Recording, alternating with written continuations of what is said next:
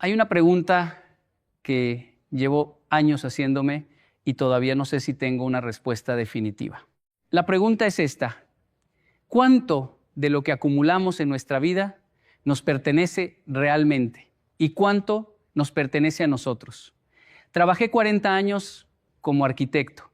Diseñé casas para familias que soñaban con el espacio perfecto, con la distribución ideal, con los materiales que durarían generaciones. Y en todo ese tiempo aprendí algo que ningún libro de arquitectura te enseña. Los espacios no son neutrales. Las habitaciones no son contenedores vacíos esperando que los llenemos con nuestra vida.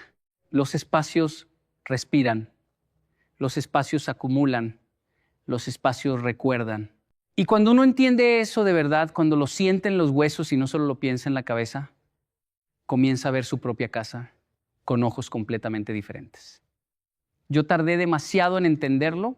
Mi dormitorio era durante muchos años el lugar más cargado de mi vida. No lo veía así en ese entonces. Lo veía como mi refugio, como el sitio donde descansaba, donde me recuperaba del mundo. Pero había algo que siempre me inquietaba al entrar a ese cuarto al final del día. Una especie de pesadez que no podía nombrar, que no sabía de dónde venía y que atribuí durante años al cansancio, al trabajo, a la edad. Nunca se me ocurrió mirar alrededor y preguntarme qué estaba haciendo todo lo que me rodeaba mientras yo dormía. Porque eso es lo que pocas personas se detienen a considerar. Mientras dormimos, no estamos ausentes del mundo. Estamos en el estado más vulnerable que existe. Nuestro cuerpo repara, nuestra mente procesa, nuestra energía se regenera o debería regenerarse, porque esa regeneración depende en gran medida de lo que hay en el ambiente que nos rodea durante esas horas. Lo que colocamos en nuestro dormitorio no es decoración, es compañía constante, es presencia que no descansa, que no cierra los ojos, que no para de emanar lo que le pertenece. Y durante años yo dormí rodeado de cosas que me estaban robando, no en el sentido literal, claro está, no me robaban dinero de la billetera ni objetos de los cajones, me robaban de una manera más sutil, más paciente, más difícil de detectar, me robaban energía, me robaban claridad, me robaban esa capacidad de despertar por la mañana sintiéndome renovado, con la sensación de que el día era una oportunidad y no una carga. Y lo peor de todo es que lo hacían con mi permiso, porque yo mismo los había puesto ahí. Quiero contarte hoy lo que aprendí. No lo que leí en algún lugar, no lo que escuché de alguien, sino lo que viví, lo que observé en 40 años de entrar a los espacios más íntimos de las personas y lo que comprendí cuando finalmente me atreví a hacer en mi propio dormitorio lo que siempre le recomendaba a los demás. Pero primero necesito que entiendas algo fundamental, algo que lo cambia todo. Existe una vela en mi escritorio que lleva ahí probablemente 15 años. Es blanca, gruesa, de las que vendían en las ferreterías del barrio cuando yo era joven.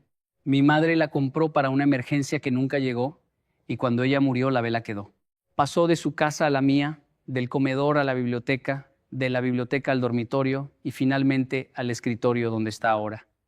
Nunca la terminamos de quemar, ni la mitad.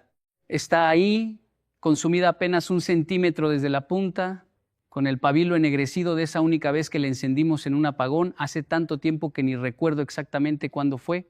Durante años, cada vez que la miraba, sentía algo que interpretaba como ternura. Era un objeto de mi madre, un objeto que sobrevivió a ella. Pero con el tiempo comencé a preguntarme si lo que sentía era realmente ternura o si era otra cosa completamente diferente. Si era el peso silencioso de algo que nunca se terminó, un propósito que quedó suspendido. Una historia que no encontró su fin. Te voy a hablar de 7 cosas, 7 categorías de objetos que según mi experiencia y según todo lo que he aprendido en décadas de estudiar cómo los espacios afectan a las personas, no deberían estar en tu dormitorio si lo que buscas es que ese cuarto sea un lugar de verdadera regeneración, de prosperidad genuina, de paz que no sea solo superficial. No te estoy diciendo que sean objetos malditos, porque esa no es la palabra que usaría un arquitecto ni tampoco un hombre que aprendió a respetar la complejidad de las cosas. Te estoy diciendo que son objetos que cargan con algo que no te sirve mientras duermes. Y hay una diferencia importante entre esas dos afirmaciones. La primera cosa tiene que ver con el dinero, no con la riqueza, no con la prosperidad, sino con el dinero en su forma más concreta y cotidiana. Monedas sueltas, billetes arrugados, la billetera olvidada encima de la cómoda, el cambio que uno vacía de los bolsillos al llegar a casa y que se acumula en un plato o en una mesita o en el borde del espejo, parece inofensivo, parece incluso práctico, pero hay algo en tener dinero de manera desordenada en el dormitorio que contradice completamente la relación que queremos tener con la abundancia. Voy a explicarte por qué, y no con misticismo, sino con algo más cercano a la psicología del espacio. El dinero desordenado en el dormitorio crea una asociación inconsciente entre el descanso y el estado caótico de las finanzas.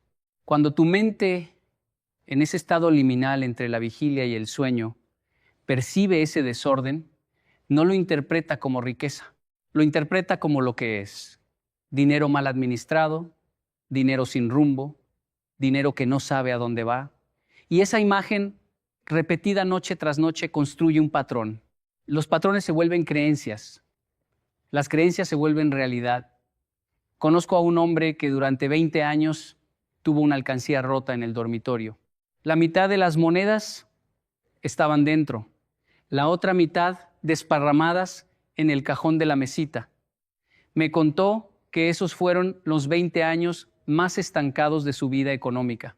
Cuando finalmente cambió de casa y se deshizo de esa alcancía, no porque creyera en nada en particular, sino simplemente porque estaba rota y no tenía sentido cargarla, algo comenzó a moverse, no de golpe, no de manera mágica, pero comenzó a moverse.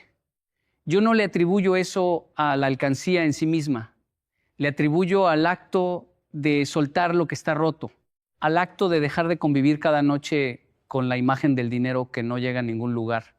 La segunda cosa es más difícil de ver porque viene disfrazada de historia personal, de identidad, de pertenencia. Estoy hablando de la ropa que ya no te sirve, no la ropa de la temporada pasada, no la que guardaste porque el invierno viene y la vas a necesitar. Estoy hablando de la ropa que sabes, en algún lugar donde uno sabe las cosas sin admitirlas, que no volverás a usar. La que está 3 tallas más pequeña y llevas 2 años diciéndote que cuando bajes de peso la pondrás. La que era de alguien que ya no está y que conservas por razones que son más complicadas que la utilidad. La que compraste en otro momento de tu vida, cuando eras otra persona, y que ahora te produce algo extraño cuando la ves. Una mezcla de nostalgia y de incomodidad que no sabes exactamente cómo nombrar. El armario del dormitorio no debería ser un museo, pero en la mayoría de los hogares que he visitado, y he visitado muchos, el armario del dormitorio es exactamente eso. Un museo de versiones pasadas de uno mismo. ¿De quién fuimos? ¿De quién quisimos ser y no fuimos? ¿De quién nos dijeron que seríamos y no somos? Cargar con eso todas las noches tiene un costo. El costo es que tu mente, al descansar, no descansa en un espacio de posibilidades abiertas. Descansa rodeada de versiones anteriores de ti mismo que ya no corresponden a quien eres ahora, y mucho menos a quien puedes llegar a ser. El futuro no puede instalarse en un espacio que está completamente ocupado por el pasado. Esto lo aprendí tarde, demasiado tarde, cuando mi esposa me preguntó un día si pensaba conservar el traje del matrimonio para siempre. Llevaba 30 años colgado en el mismo rincón del armario, protegido por una funda de plástico que se había puesto amarilla. Le dije que era un recuerdo. Ella me miró con esa paciencia que tienen las personas que te conocen desde hace mucho tiempo y me dijo algo que me quedó grabado para siempre. Los recuerdos no necesitan ropa para existir. Tenía razón. Los recuerdos viven en ti, no en los objetos. Y cuando los pones en los objetos, cuando delegas en las cosas la responsabilidad de preservar lo que viviste, comienzas a vivir alrededor de los objetos en lugar de vivir tu propia vida. La tercera cosa es quizás la más polémica porque toca algo que mucha gente no quiere cuestionar.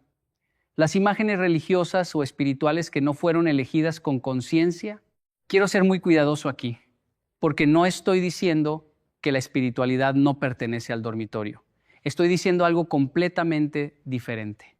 Las imágenes, los objetos sagrados, los símbolos espirituales tienen un poder enorme cuando están elegidos con intención genuina y colocados con conciencia de lo que representan. Pero en muchas casas lo que encuentro son imágenes que llegaron por herencia, por tradición, por costumbre, sin que nadie se preguntara jamás qué significan para la persona que las tiene, qué energía aportan, si resuenan de verdad con quien vive en ese espacio. Están ahí porque siempre estuvieron, porque la abuela las tenía, porque alguien las regaló en algún momento y no había forma de no recibirlas sin ofender, porque da miedo quitarlas. No por convicción espiritual genuina, sino por superstición o por culpa. La diferencia entre un objeto espiritual que protege y uno que carga es la conciencia con la que está colocado. Cuando uno tiene algo sagrado en el dormitorio porque lo eligió, porque lo siente, porque lo comprende y lo honra, ese objeto es una presencia. Cuando uno lo tiene porque siempre estuvo, porque no sabe exactamente de dónde vino, porque produce más incomodidad que paz, pero tampoco se atreve a moverlo, ese objeto no es una presencia sino un peso. Y los pesos, en el lugar donde dormimos, nos agotan de maneras que no siempre podemos identificar. La cuarta cosa viene en forma de tecnología. Y aquí sé que voy a encontrar resistencia porque vivimos en un mundo donde la tecnología se ha convertido no solo en una herramienta, sino casi en una compañía. El teléfono en el dormitorio, el televisor encendido hasta que uno se queda dormido, la laptop sobre la cama, las notificaciones que llegan a las 3 de la madrugada, todo eso que hemos normalizado completamente porque el mundo lo normaliza y porque nos da miedo o simplemente nos resulta incómodo, estar sin esa presencia constante de información y de conexión. No voy a hablarte de ondas electromagnéticas ni de estudios científicos, aunque los hay y son interesantes. Te voy a hablar de algo más simple, más inmediato, más personal. Te voy a hablar de lo que sucede en tu mente cuando el último pensamiento antes de dormir fue una noticia inquietante, o un mensaje que no sabes cómo responder, o una imagen que te generó comparación o ansiedad. Eso que ves en la última pantalla antes de cerrar los ojos es lo que tu mente procesa durante las primeras horas del sueño. Es el material con el que trabaja tu inconsciente cuando debería estar reparando, integrando, construyendo. Hay personas que me han dicho que no pueden dormir sin el televisor encendido, que el silencio les da miedo, que necesitan ese ruido de fondo para descansar. Y yo los entiendo, ¿no? Porque conozco ese miedo, porque hay noches en que el silencio puede volverse demasiado denso, demasiado cargado de preguntas que no tienen respuesta fácil. Pero lo que esas personas llaman descansar con el televisor encendido no es descanso, es anestesia. Y hay una diferencia enorme entre las dos cosas. La quinta cosa es más invisible que las anteriores y por eso es quizás la más dañina de todas. Estoy hablando del trabajo. No el trabajo como concepto, sino el trabajo como presencia física en el dormitorio. Los documentos que traes a la cama para revisar, los cuadernos con listas de pendientes que dejas en la mesita de noche, los problemas sin resolver que cargas contigo hasta el último metro antes de apagar la luz y que en realidad no apagas porque siguen encendidos dentro de ti mientras el cuarto queda en oscuridad. Hay una generación entera de personas que aprendió que el trabajo duro es virtud. Y está bien, el trabajo duro puede ser virtud, pero también hay una confusión enorme entre trabajar duro y vivir en el trabajo las 24 horas del día. Entre ser responsable y ser incapaz de cerrar la puerta. Entre el compromiso genuino con lo que uno hace y la incapacidad de distinguir dónde termina el trabajo y dónde empieza la persona. Cuando el trabajo entra al dormitorio, cuando lleva ese territorio que debería ser exclusivamente tuyo, le quitamos al descanso su función más importante. El dormitorio deja de ser el lugar donde uno se recupera para convertirse en una extensión de la oficina. Y cuando eso sucede durante años, cuando esa frontera desaparece completamente, las consecuencias no son solo de salud o de sueño. Son también económicas, porque una mente que nunca descansa de verdad no puede generar las ideas, la claridad, la energía creativa que hacen falta para prosperar. La prosperidad no nace del agotamiento perpetuo, nace de una mente que tuvo el espacio suficiente para renovarse. La sexta cosa es quizás la que más me costó soltar a mí, y lo digo con la honestidad que viene de haberlo vivido. Las plantas que están muertas o moribundas o que simplemente no prosperan en ese espacio particular, hay una tendencia que reconozco en mí mismo y en muchas personas que conozco de no soltar las plantas aunque claramente no estén bien. Las regamos, las movemos del lugar, les cambiamos la tierra, les hablamos si hace falta, pero nos negamos a admitir que en ese espacio específico, bajo esas condiciones específicas, esa planta no puede vivir. Y la mantenemos ahí, amarillenta, marchita, perdiendo hojas, como si el acto de no soltarla fuera en sí mismo una forma de cuidado. Una planta que agoniza en tu dormitorio no es decoración ni naturaleza. Es una imagen constante de algo que no puede sostenerse en ese ambiente. Y esa imagen, reproducida noche a noche, tiene un efecto en la manera en que tu mente interpreta el espacio que habitas. El dormitorio que queremos es un espacio de vida, de vitalidad, de regeneración. Una planta que muere lentamente en ese espacio dice exactamente lo contrario. Esto no significa que no debes tener plantas en el dormitorio. Algunas plantas son perfectas para ese espacio. Algunas prosperan en la oscuridad relativa y la humedad de las noches. Algunas purifican el aire de maneras que benefician directamente la calidad del sueño. Significa que debes tener plantas que estén vivas, que estén bien, que estén donde naturalmente pueden crecer. No fantasmas de plantas que uno conserva por terquedad o por sentimiento. La séptima cosa lleva tiempo llegar a ella porque es la más complicada de admitir. Es la que más resistencia genera cuando la menciono porque toca algo que va más allá de los objetos, que va más allá de la organización del espacio. Estoy hablando de los recuerdos dolorosos que uno guarda en forma de objetos, específicamente en el dormitorio, que es el lugar más íntimo de la casa. Cartas de relaciones que terminaron mal. Fotografías de personas con las que ya no hay paz. Regalos de momentos que terminaron en traición o en abandono. Objetos de personas que ya no están y cuya ausencia todavía duele de una manera que uno no sabe exactamente cómo manejar. Todo eso que guardamos porque no sabemos qué hacer con ello, porque tirarlo parece una traición o una negación, porque donarlo no se siente correcto, porque simplemente está ahí desde hace tanto tiempo que ya ni lo vemos aunque esté siempre presente. Estos objetos no son neutrales. Ningún objeto es neutro, pero estos menos que ninguno porque cargan con la historia más cargada que existe, la historia de algo que duele. Y cuando dormimos, rodeados de esa historia, aunque sea de manera inconsciente, aunque no pensemos en ella deliberadamente, nuestra energía trabaja alrededor de ese dolor en lugar de trabajar hacia otra cosa. No te estoy diciendo que olvides. El olvido no es una opción real, ni siquiera una opción deseable. Las experiencias dolorosas nos forman, nos enseñan, nos hacen quienes somos. Pero hay una diferencia enorme entre llevar una experiencia en la memoria, donde le corresponde estar, y llevarla en forma de objeto en el lugar donde uno intenta descansar y renovarse. La memoria puede acompañarte sin peso, los objetos no pueden. Volví a la vela de mi madre el mes pasado. La tomé entre las manos por primera vez en años.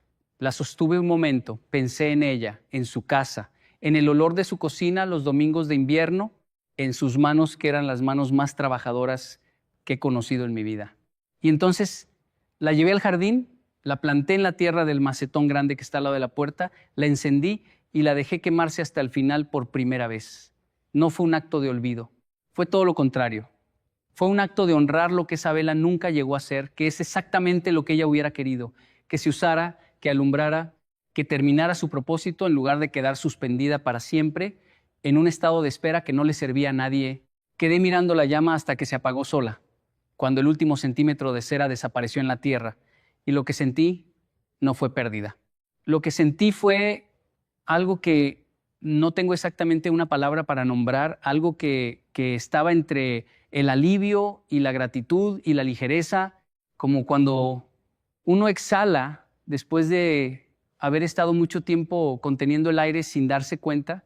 Eso es lo que puede pasar cuando empezamos a mirar lo que tenemos en el dormitorio con ojos honestos, no con los ojos de la costumbre que normaliza todo, no con los ojos del apego que le da valor sagrado a lo que en realidad solo tiene el valor que nosotros le asignamos, sino con los ojos de alguien que se pregunta genuinamente, ¿esto que está aquí me sirve? ¿Me ayuda a descansar? ¿Me ayuda a renovarme? ¿Me ayuda a prosperar? ¿O está aquí porque siempre estuvo, porque nunca me detuve a preguntarme si debía estarlo? El dormitorio es el único lugar en el mundo donde somos completamente vulnerables. Es el único lugar donde no podemos defendernos de lo que nos rodea porque estamos dormidos y nuestras defensas están bajas. Por eso merece más cuidado que cualquier otro espacio de la casa. Por eso lo que ponemos en él no es una decisión menor, sino una de las decisiones más importantes que tomamos como personas que quieren vivir bien, descansar de verdad, despertar con energía genuina y no solo con la sensación de haber sobrevivido otra noche. No te estoy pidiendo que vacíes el cuarto. No te estoy diciendo que lo conviertas en algo estéril o impersonal. Te estoy diciendo que lo mires, que te pares en el umbral de la puerta, que lo veas con la paciencia que merece y que te hagas una pregunta sencilla pero honesta por cada cosa que ves. ¿Esto me da energía o me la quita? Las respuestas van a sorprenderte. Y cuando empieces a actuar en consecuencia, cuando empieces a sacar lo que te quita y a quedarte solo con lo que te da, algo va a cambiar en ese cuarto. No de manera dramática ni inmediata, porque los cambios reales rara vez son dramáticos ni inmediatos, pero va a cambiar. El aire va a sentirse diferente. El descanso va a ser más profundo. Y esa profundidad en el descanso, ese verdadero renovarse que sucede cuando el ambiente lo permite, tiene consecuencias que se extienden mucho más allá de las horas de la noche. La prosperidad no llega de afuera hacia adentro solamente. También llega de adentro hacia afuera, desde ese lugar donde uno repara y sueña y se reconstituye hacia el mundo que enfrenta cada mañana. Y ese lugar empieza por el cuarto donde dormimos. Cuida ese espacio, merece que lo cuides. Hay un hombre que se levanta cada mañana antes que el sol y lo primero que hace antes incluso de poner los pies en el suelo frío es librar una batalla que nadie ve. No es una batalla contra otro hombre, no es una batalla contra el mundo. Es una batalla contra el pensamiento que llegó primero. Esa voz tenue, casi inocente, que le susurra al oído apenas abre los ojos y le dice quédate un poco más, descansa, hoy no, mañana sí. Ese hombre, mi querido amigo, mi querida amiga, ese hombre eres tú, ese hombre soy yo. Ese hombre es cualquiera que alguna vez haya intentado cambiar su vida y haya descubierto que el primer enemigo, el más feroz, el más astuto, el más persistente, no vive afuera. Vive adentro. Vive en la cabeza. Vive en esa habitación oscura donde nadie entra, donde nadie ve, donde nadie aplaude cuando ganas y nadie te abuchea cuando pierdes. Tu mente, esa cosa salvaje, hermosa, peligrosa que llevas contigo a todas partes y que si no aprendes a controlar, te controlará a ti hasta el último día de tu existencia. Yo he visto hombres fuertes, hombres con cuerpos esculpidos como estatuas griegas, hombres con cuentas bancarias gordas como cerdos de engorde, hombres con apellidos respetados, caer de rodillas porque no supieron domar al caballo que cargan en el cráneo. Y he visto mujeres con vestidos remendados, con manos partidas por el agua fría, de tantos años, de lavar ropa ajena, levantarse, sonreír, criar hijos, terminar carreras, abrir negocios, conquistar montañas, porque aprendieron a sentarse a la mesa con su propia mente y a decirle quién mandaba en la casa. La diferencia no estaba en el dinero. La diferencia no estaba en el cuerpo. La diferencia no estaba en la suerte. La diferencia estaba en ese pequeño teatro silencioso que cada uno de nosotros carga entre las orejas. Te voy a contar algo que aprendí caminando. Yo viajé por muchos lugares, conocí muchas culturas, vi muchas formas de vivir y de morir, y siempre, en cada continente, en cada idioma, en cada religión, encontré la misma verdad disfrazada de 1000 maneras distintas. La encontré en los monasterios de Japón, donde monjes ancianos pasan 80 años aprendiendo a respirar. La encontré en los campesinos de la sierra colombiana, donde un hombre con una azada le habla a la tierra como quien habla con su esposa. La encontré en los abuelos del campo paraguayo, sentados en el mismo banco de madera donde se sentaba su padre, y antes su abuelo, mirando el horizonte sin desesperación. La verdad era esta: quien no manda en su mente, no manda en nada. Y quien manda en su mente, aunque no tenga nada, ya lo tiene todo. Pero qué difícil es esto, hermano. Qué difícil es esto, hermana. Porque la mente no es un perro que se amaestra en una semana.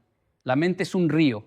Y un río que ha corrido por el mismo cauce durante 30, 40, 50 años no cambia de rumbo porque tú un lunes por la mañana después de ver un video decidas que ya estuvo bueno. No. El río se va a salir cuando tú lo desvíes. Va a inundar todo. Va a ahogar tus intentos. Va a devolverse 100 veces al mismo lugar. Porque la mente, cuando no la controlas, vuelve siempre a su zona conocida, aunque esa zona sea un infierno.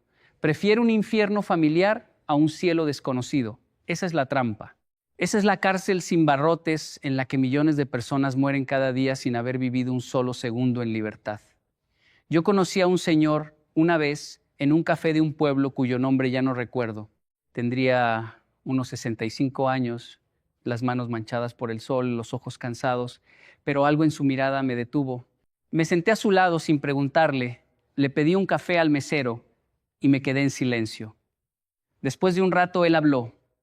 Me dijo, joven, tú no me conoces, pero yo fui rico una vez. Tuve casas, tuve carros, tuve mujeres, tuve respeto y lo perdí todo. ¿Sabes por qué lo perdí? No fue por una mala inversión, no fue por una traición, no fue por una enfermedad. Lo perdí porque nunca aprendí a decirle no a mi propia cabeza. Cuando me decía gasta, gastaba. Cuando me decía bebe, bebía. Cuando me decía huye, huía. Cuando me decía miente, mentía. Mi cabeza era el patrón y yo era el peón. Y un peón nunca construye un imperio. Un peón solo carga el peso de los demás. Yo me quedé pensando en sus palabras durante años y entendí que ese hombre, sin saberlo, me había dado la lección más cara y más barata al mismo tiempo. Cara, porque a él le había costado la vida entera. Barata, porque a mí me la regaló por el precio de un café. Te lo digo con todo el respeto del mundo. Tú no eres pobre porque la economía está mal. Tú no eres pobre porque tu jefe es injusto. Tú no eres pobre porque tu familia no te apoyó. Tú no eres pobre porque naciste en el barrio equivocado.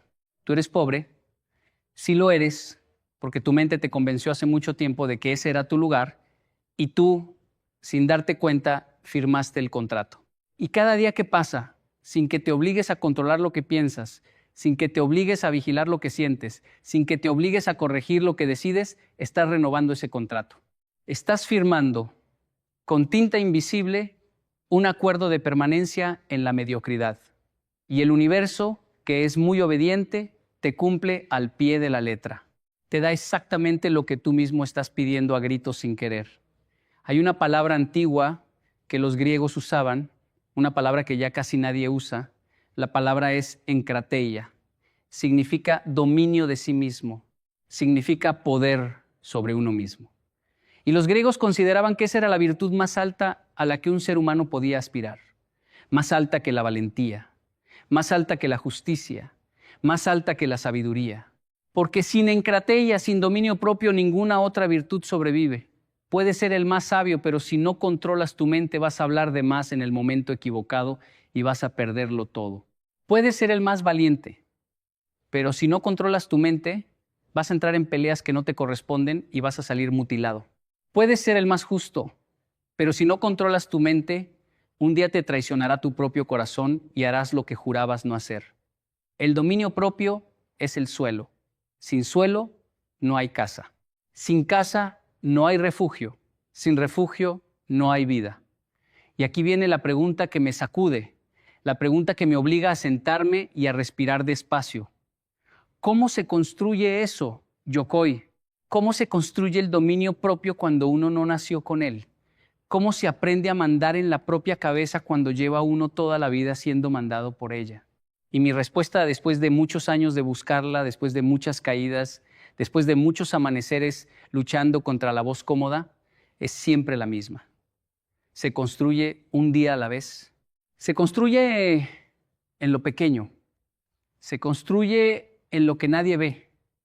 No se construye en el gran momento épico de la decisión. Se construye en el momento ridículo, casi cómico, en que tu mente te dice, toma el celular, y tú, por primera vez en mucho tiempo, le dices no. se construye cuando tu mente te dice, come ese pedazo de pan, y tú le dices, ahora no, en 1 hora. Se construye cuando tu mente te dice, insulta a esa persona, ponla en su lugar, y tú aprietas la lengua entre los dientes y respiras 3 veces antes de hablar. Esos son los gimnasios secretos del alma. Esos son los entrenamientos que nadie filma, que nadie aplaude, que nadie cuenta, y son los únicos entrenamientos que verdaderamente cambian a un ser humano. Yo he visto a personas asistir a seminarios costosísimos, leer 100 libros de superación personal, pagar fortunas a terapeutas, viajar al otro lado del mundo para encontrarse a sí mismas y volver exactamente igual que como se fueron. ¿Por qué? Porque buscaban afuera lo que solo se construye adentro. Porque querían un atajo cuando lo único que existe es el camino. Porque pensaban que el dominio propio se compraba como se compra un par de zapatos. Y no. El dominio propio es lo único que el dinero no compra, que la fama no regala, que la suerte no entrega. El dominio propio se gana sudando, se gana llorando, solo en la madrugada cuando nadie te ve. Se gana levantándote después de haber fallado por 10ª vez en el mismo asunto. Se gana sosteniendo la mirada de uno mismo en el espejo y diciéndose, hoy lo intento otra vez, aunque ayer haya sido un desastre, aunque mañana pueda volver a hacerlo, hoy lo intento otra vez. Esa es la materia prima de la grandeza. Esa y ninguna otra. Pero permíteme decirte algo más, porque sé que en este momento, mientras escuchas, una parte de tu mente ya está buscando la excusa. Ya está diciendo, sí, todo eso suena muy bonito, pero tú no sabes mi caso. Tú no sabes lo que yo he vivido. Tú no sabes el dolor que cargo. Tú no sabes lo cansado que estoy. Y yo te respondo con todo el cariño y con toda la firmeza que tienes razón. Yo no sé tu caso. Yo no sé tu dolor específico. Yo no sé las cicatrices que llevas. Pero sé una cosa que tú quizás todavía no has aceptado del todo. Y es que tu dolor, por más grande que sea, no es una excusa. Es un peso, sí. Es un peso terrible, sí. Pero no es una excusa. Hay personas que cargaron pesos peores que el tuyo y aún así caminaron. Hay personas que perdieron a sus hijos, que perdieron a sus padres, que perdieron sus piernas, que perdieron sus ojos y aún así se levantaron y construyeron algo. Y no porque fueran más fuertes que tú, no porque fueran especiales, sino porque en algún momento, en algún amanecer crucial, decidieron que el dolor no iba a ser quien escribiera el resto de su historia. Decidieron que ellos, y no el dolor, sostendrían la pluma. Y esa decisión, esa pequeña decisión silenciosa, lo cambió absolutamente todo. Ahora bien, hablemos de algo concreto, porque a mí no me gusta quedarme en las nubes. Yo no soy poeta. Yo soy un hombre que aprendió mirando, escuchando, equivocándose. Y lo que aprendí es que controlar la mente comienza por controlar 3 cosas muy específicas. La primera, lo que ves. La segunda, lo que oyes. La tercera, lo que dices. Sin esas 3 puertas vigiladas, no hay control posible. La mente es una casa y por esas 3 puertas entran todos los ladrones. Si tú dejas que entre por tus ojos todo lo que el mundo quiere mostrarte, no vas a poder dormir. Si tú dejas que entre por tus oídos todo lo que la gente quiere decirte, no vas a poder pensar. Si tú dejas que salga por tu boca todo lo que la rabia, el miedo y el orgullo te dictan, no vas a poder amar a nadie, ni siquiera a ti mismo.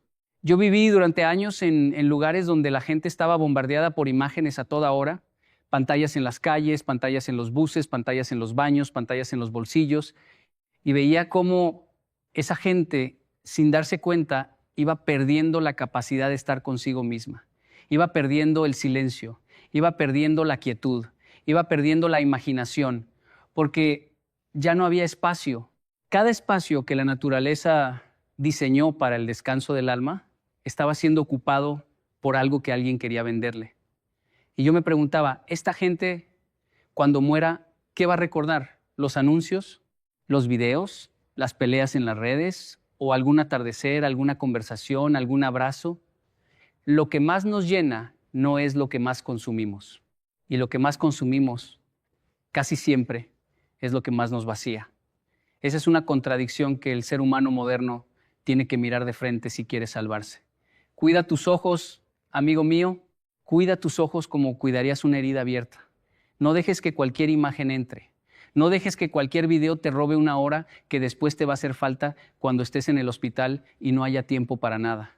Los ojos son la primera puerta. Y por ahí entran los demonios más finos, los más educados, los que vienen sonriendo, los que te dicen, mira, esto es solo un momentito, no pasa nada. Y un momentito se convierte en una hora. Una hora se convierte en una noche. Una noche se convierte en un hábito. Y un hábito se convierte en un destino. Así de simple, así de terrible. Y los oídos, ay, los oídos. Cuántas amistades destruidas porque alguien se sentó a escuchar lo que no debía escuchar.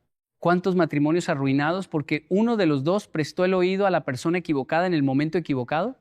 ¿Cuántos sueños abandonados porque una voz cercana, una voz familiar, una voz querida dijo, eso no es para ti, eso no lo vas a lograr, eso ya déjalo?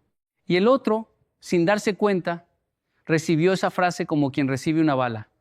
No murió en el acto, murió por dentro despacito durante años.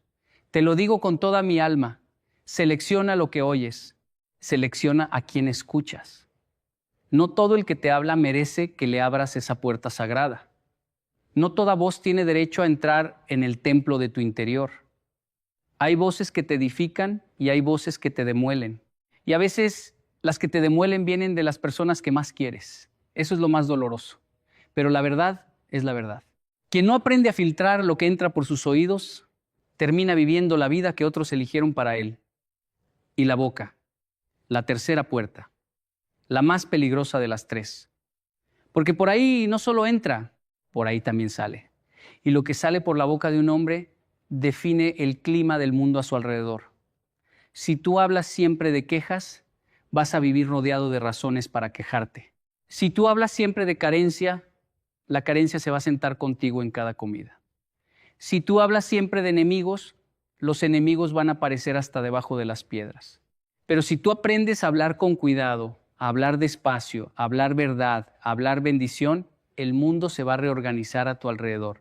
No porque haya magia, sino porque tu boca es la antena de tu mente y tu mente, cuando se acostumbra a decir cosas distintas, empieza a creer cosas distintas. Y cuando crees cosas distintas, decides cosas distintas. Y cuando decides cosas distintas, vives cosas distintas. Todo está conectado. La boca, la mente, el destino, una sola cuerda. Y tú, querido amigo, querida amiga, eres quien la afina cada mañana. Hay un ejercicio que yo recomiendo y que parece tonto cuando lo escuchas por primera vez. Cada día, durante los primeros 10 minutos después de despertar, no toques el celular, no prendas la televisión, no abras el computador, no leas mensajes, no oigas radio, no hagas nada. Quédate contigo mismo, solo contigo. Sin distracción, sin pantalla, sin sonido externo. Solo tu respiración, tu cuerpo, tus pensamientos. Y observa lo que tu mente quiere hacer. Vas a sentir un picazón, vas a sentir una urgencia, vas a sentir como si te faltara algo. Y eso, mi amigo, esa sensación de falta, esa es exactamente la prueba de que tu mente ya no es tuya.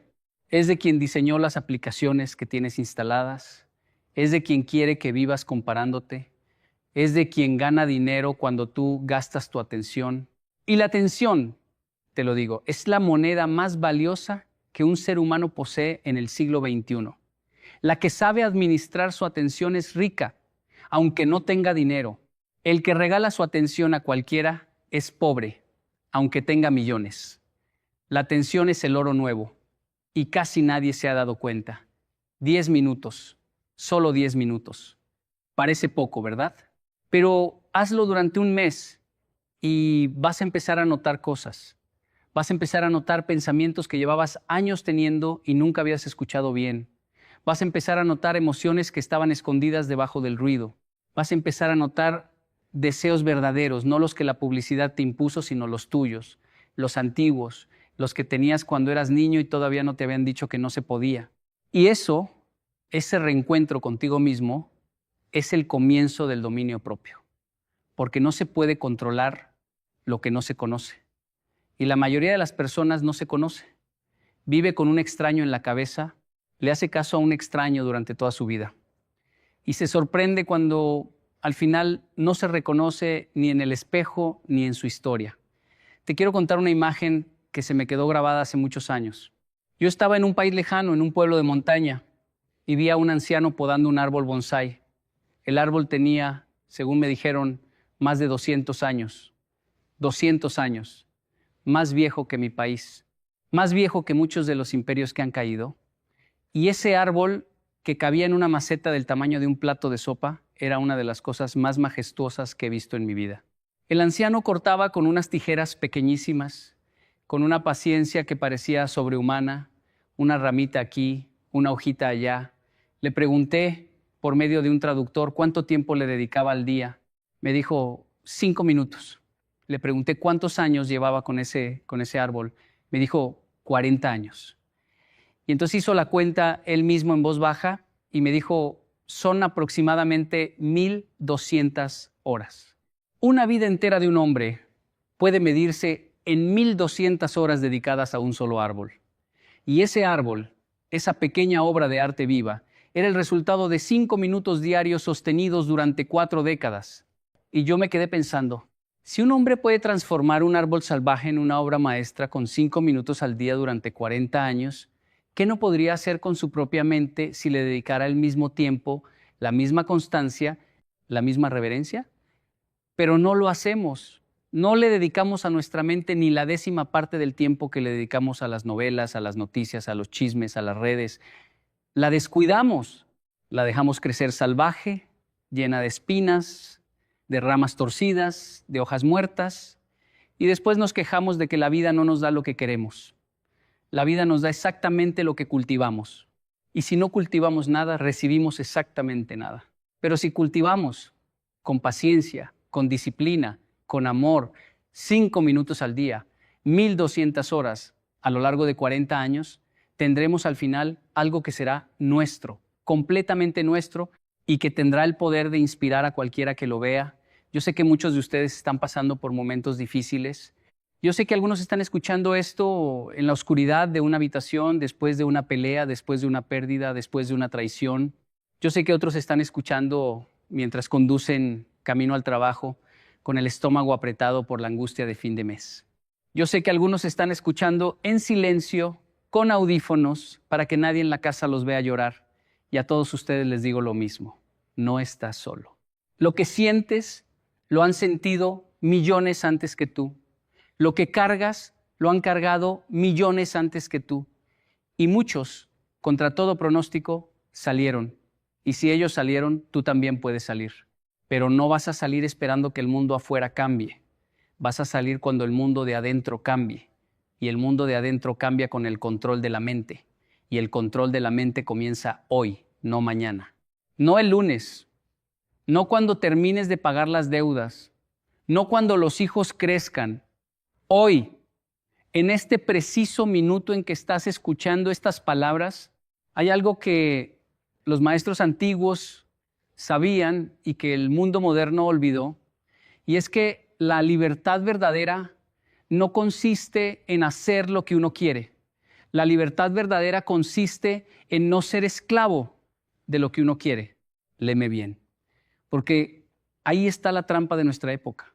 Nos vendieron la idea de que ser libres es seguir el deseo, satisfacer el impulso, ceder a la gana, y resulta que esa supuesta libertad es la peor cárcel que se haya inventado. Porque el deseo nunca se satisface. El deseo crece cuando se le alimenta. Le das un poco y pide más. Le das más y pide aún más. Y un día te das cuenta de que tienes todo lo que querías y todavía te sientes vacío. ¿Por qué? Porque no eras tú quien quería esas cosas. Era el deseo el que las quería a través de ti. Y el deseo, cuando no se controla, se vuelve un parásito. Vive de ti, te chupa la vida. Y cuando ya no puede más, te deja seco. Por eso los grandes hombres y las grandes mujeres de todas las épocas han sido personas que aprendieron a decirle no a sí mismas. No al placer fácil, no a la comida que sobra, no al insulto que arde por salir, no a la cama cuando es hora de levantarse, no al sofá cuando es hora de caminar. Esos pequeños noes, repetidos durante años, son los que construyen un alma libre.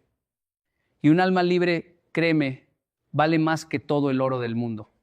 Quiero hablarte de una cosa más antes de cerrar. Quiero hablarte del silencio. Porque el silencio, en este mundo lleno de ruido, se ha vuelto la medicina más rara y más cara. Pero está al alcance de todos. Es gratis. Y casi nadie la toma. El silencio no es solo no hablar. El silencio es no llenar el espacio. Es soportar el vacío. Es estar en una sala sin música, sin televisión, sin celular, sin libro, sin nada y no enloquecer. Es estar en una conversación y no sentir la necesidad urgente de decir algo solo por decir. Es estar dentro de uno mismo y no necesitar correr a otro lado. La mayoría de las personas hoy en día no soporta 5 minutos de silencio. Y eso es muy grave. Es muy grave porque significa que han perdido la capacidad de habitarse a sí mismas. Y quien no se habita se vuelve fugitivo de su propia vida.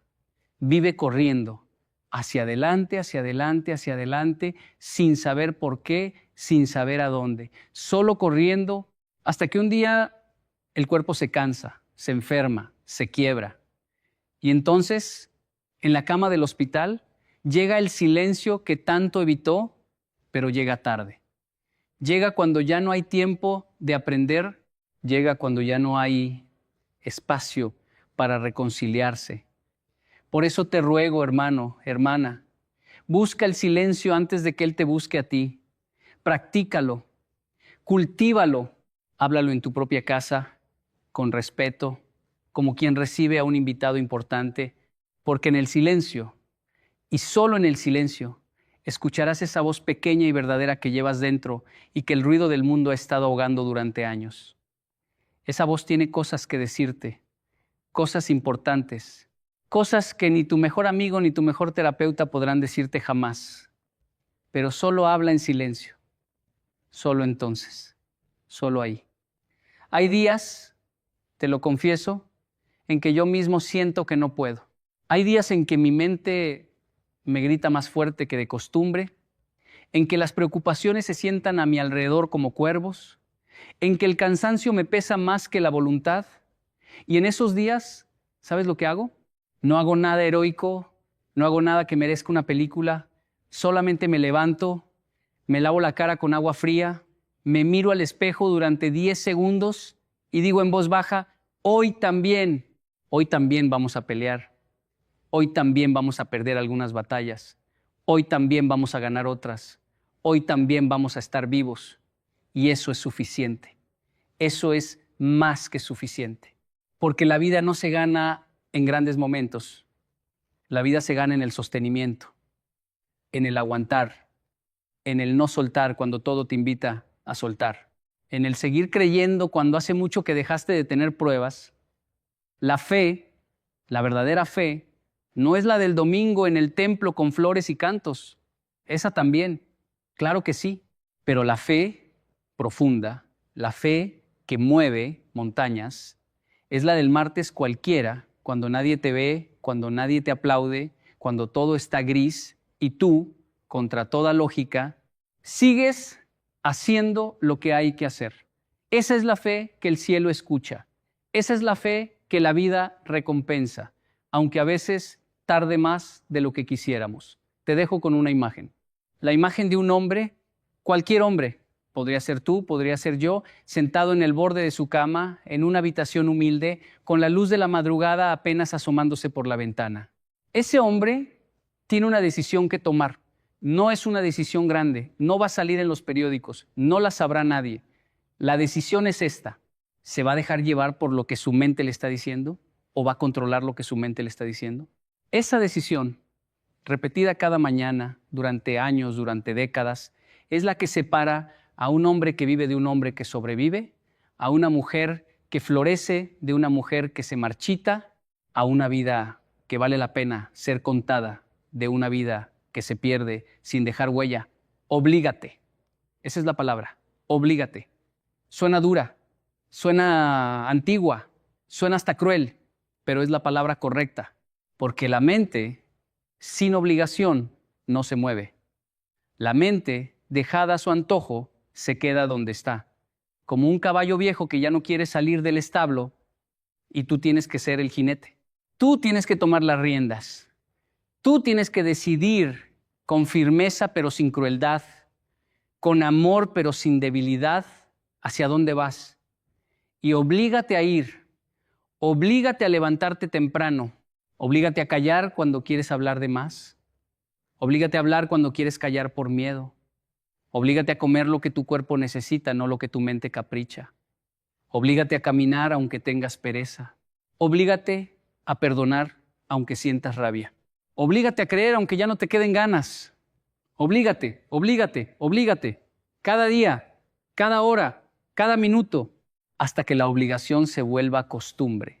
Y la costumbre se vuelva carácter y el carácter se vuelva destino. Eso decían los antiguos. Y los antiguos sabían cosas que nosotros, con todos nuestros aparatos y nuestras pantallas, hemos olvidado. Te miro a través de estas palabras, aunque no nos hayamos visto nunca. Te miro y te digo que tú puedes. No porque seas especial, no porque la vida te deba algo, te digo que puedes porque eres humano y todo ser humano, sin excepción, lleva dentro la semilla de su propia transformación. Lo que pasa es que esa semilla necesita ser regada y el agua que la riega no viene del cielo, viene de ti, viene de tus decisiones pequeñas, viene de tu disciplina silenciosa, viene de tu negativa a rendirte cuando todo te invita a rendirte. Esa agua secreta está en tus manos. Y nadie, ni la peor circunstancia, ni el peor enemigo, ni el peor pasado puede impedirte que la derrames sobre tu propia tierra. Esa libertad nadie te la quita. Es la última libertad y es la primera. Y entre esos dos extremos cabe una vida entera. Hoy, cuando termines de escuchar esto, vas a volver a tus quehaceres. Vas a volver a tu casa, a tu trabajo, a tus problemas. Y eso está bien. Así es la vida. Pero te pido un favor, un pequeño favor. Antes de dormir esta noche, cuando estés a punto de cerrar los ojos, hazte una sola pregunta. ¿Hoy mandé yo en mi mente o mi mente mandó en mí? Y sea cual sea la respuesta, no te juzgues, no te castigues. Solo registra, solo observa y mañana, cuando despiertes, vuelve a intentarlo. Una vez más, solo una vez más. Porque la vida, te lo prometo, no se gana en una sola jornada. Se gana en la suma de muchísimas jornadas en las que uno, sin saber muy bien por qué, decidió no rendirse. Y un día, mucho tiempo después, ese alguien mira hacia atrás y descubre que se convirtió en una persona que él mismo, en sus peores momentos, jamás habría imaginado poder llegar a ser. Y entonces, y solo entonces, entiende lo que significaba aquella palabra antigua, encrateia, dominio propio, el tesoro más grande, el que no se compra, el que no se hereda, el que solo se gana con la mano, en silencio, día tras día, contra viento y marea, contra la propia voz cómoda que siempre, siempre, hasta el último día va a susurrar al oído, quédate un poco más. Descansa, hoy no, mañana sí. Y a esa voz tú ya sabrás qué responderle, porque ya habrás aprendido, porque ya serás otro, porque ya serás por fin el dueño de tu propia casa. Y esa casa, hermano mío, hermana mía, vale todos los esfuerzos del mundo.